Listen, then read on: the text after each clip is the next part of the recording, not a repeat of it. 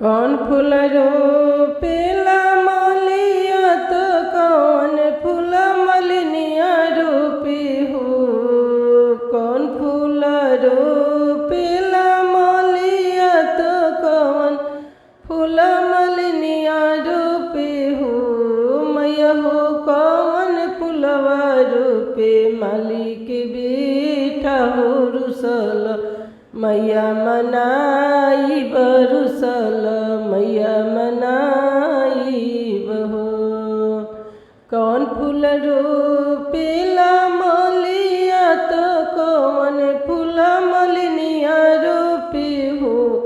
मैया हो कौन फूलवा रोपे माली के बेटा हो रुसल मैया मनाई बरुसल मैया मनाई बहो।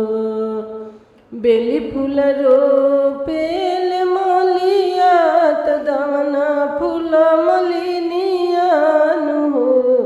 मैया हो अरौल फूलवा रोपे माली के बेटा हो रुसल मैया मनाई बरुसल मैया मनाई बहो। बेली फूल रोपेल मलिया तो दवना फूल मलिनिया रोपे हो।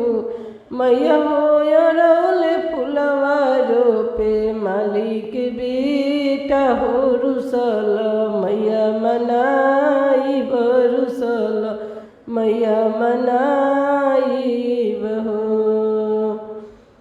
काठी डाली तूरेल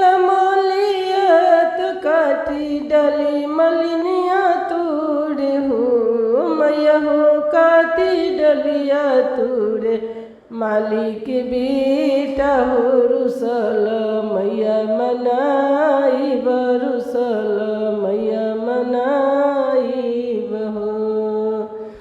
काठी डाली तूरे मलिया तो काठी डाली मलिनिया तूरे हो।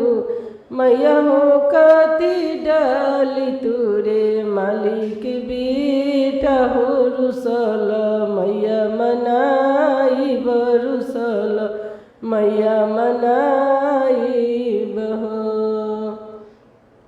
सोने डलिया तूरे मलिया तो रूपे डाली मलिनिया तूरे हो। मैया हो बांस डलिया तूरे माली के बेटा हो रुसल मैया मनाई बरुसल मैया मनाई बहो। सोने डाली तूरे मलिया तो रूपे डाली मलिनिया तूरे हो। मैया हो बांस डाली तूरे माली के बेटा हो रुसल मैया मनाई बरुसल मैया मनाई बहो। काठी सुत गुथेल मलिया तो काठी सुते मलिनिया गुथे हो। मैया हो काठी सुत गुथे माली के बेटा हो रुसल मैया मनाई बरुसल मैया मनाई बहो। काठी सुत गुथेल मलिया तो काठी सुत मलिनिया गुथे हो। मैया हो काठी सुत गुथे माली के बेटा हो रुसल मैया मनाई बरुसल मैया मनाई बहो। सोने सुत गुथेल मलिया तो रूपे सुते मलिनिया गुथे हो।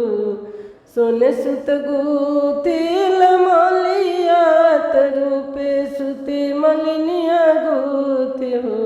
ए मैया हो काचा सूत गुथे माली के बेटा हो रुसल मैया मनाई बरुसल मैया मनाई बहो। मैया हो काचा सूत गुते मालिक बेटा हो रुसल मैया मनाई बरुसल मैया मनाई बहो कौन फूल बो पेल मलियात कौन फूल मलिनिया रूप हो कौन फूल रोपेल मलियात कौन फूल मलिनिया रूप हो मैया हो कौन फूलवा रोपे मालिक बेटा हो रुसल मैया मनाई बरुसल मैया मना